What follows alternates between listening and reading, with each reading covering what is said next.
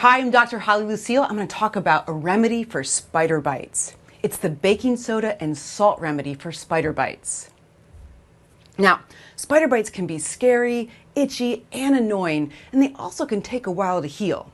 The good news is that there are many home remedies for the sting and the itch after the bite.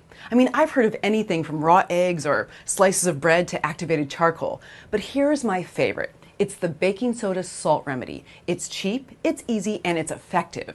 So if you happen to encounter a creepy crawler taking a bite out of you, here's what you need to do. You simply mix 2 parts of baking soda to 1 part salt. Now you can use Himalayan crystal salt or sea salt, or even kosher is fine. Mix this with a little spring water, just enough to stir it into a thick paste.